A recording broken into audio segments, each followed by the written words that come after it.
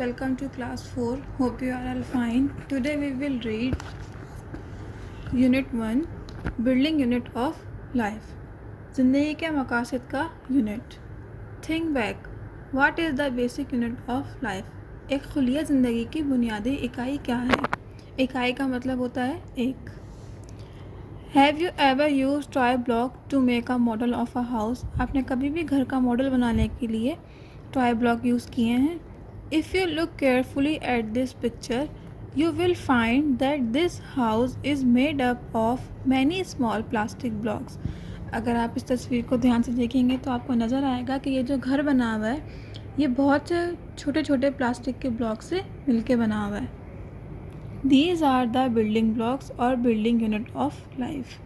ये घर के इमारती ब्लॉक्स या इमारत के यूनिट हैं. Similarly, cell are the basic building units of all living things, no matter how big or small they might be. इसी तरह सेल तमाम जानदारों की बुनियादी इमारतें हैं, चाहे वो कितनी ही बड़ी और छोटी क्यों ना हो. So we can say that a cell is the basic unit of life. तो लिहाजा हम ये कह सकते हैं कि सेल ज़िंदगी की बुनियादी इकाई है. इकाई का मतलब मैंने बताया था एक.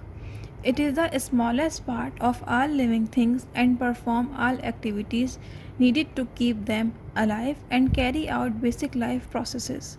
ये तमाम जानदारों का सबसे छोटा हिस्सा है और उनको ज़िंदा रखने और बुनियादी ज़िंदगी के तमाम अमल को अंजाम देता है.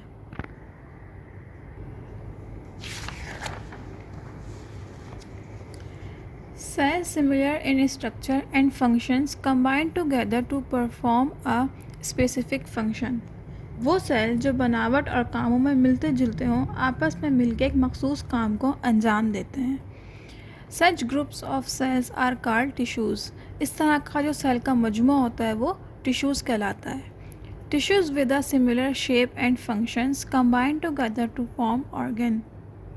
एक जैसी शक्ल और एक जैसा काम करने वाले टिश्यूज़ आपस में मिलकर एक ऑर्गन सिस्टम बनाते हैं. Organ combine together to form an organism. जब ऑर्गन आपस में मिलते हैं तो वो किसके इकसाम में तब्दील होते हैं? ऑर्गन सिस्टम के इकसाम में तब्दील होते हैं.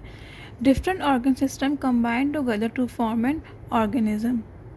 मुख्तलिफ़ किस्म के ऑर्गन सिस्टम जब आपस में मिलते हैं तो वो ऑर्गेनिज्म के इकसाम में तब्दील होते हैं. Some living organisms are made up of only one cell. बहुत से जानदार ऑर्गेनिज्म ऐसे होते हैं जो सिर्फ एक सेल से मिलके बने होते हैं. And some are made up of million of cells. और कुछ लाखों सेल से मिलके बने होते हैं. On the basis of the number of cell organisms are classified as unicellular and multicellular. Cell की तादाद की बुनियाद पर उनको क्लासिफाइड किया गया है दो हिस्सों में, एक यूनिसेलुलर में एंड मल्टीसेलुलर में. Unicellular organisms. Organisms which are made up of only one cell are called unicellular organism. वो ऑर्गेनिज्म जो सिर्फ एक सेल के बने हुए होते हैं वो क्या कहलाते हैं? Unicellular organisms.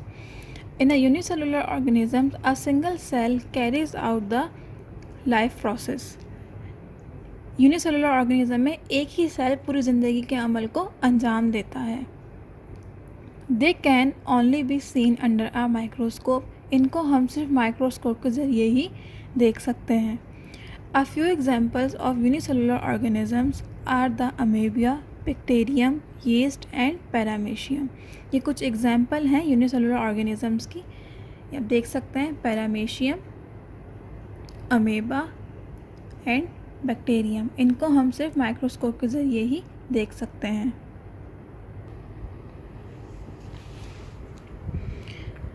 Multicellular organisms. Living things such as human beings, plants and animals are made up of millions of cells. जानदार चीज़ें जैसे कि इंसान, पौधे और जानदार ये जो होते हैं ये बहुत सारे लाखों सेल से मिलके बने होते हैं. They are called multicellular organism. ये क्या कहलाते हैं? मल्टीसेलुलर ऑर्गेनिजम्स कहलाते हैं. In a multicellular organism, different cells are specialized to perform different duties. Multicellular organism में मुख्तलिफ सेल्स को मखसूस किया जाता है मुख्तलिफ कामों को अंजाम देने के लिए. Multicellular organism are visible to human eye. हम मल्टी सेलुलर ऑर्गेनिज़म्स को हम अपनी आँखों से देख सकते हैं, जैसे कि हम एनिमल्स को देख सकते हैं, इंसानों को देख सकते हैं और पौधों को देख सकते हैं। सो स्टूडेंट्स, ये कुछ एग्जांपल्स थी मल्टी सेलुलर ऑर्गेनिज़म्स की। मैं उम्मीद करती हूँ आपको यूनिसेलुलर और मल्टी सेलुलर का फ़र्क समझ में आया होगा। अब हम अपने नेक्स्ट लेक्चर में मिलेंगे, तब तक अपना ख्याल रखें।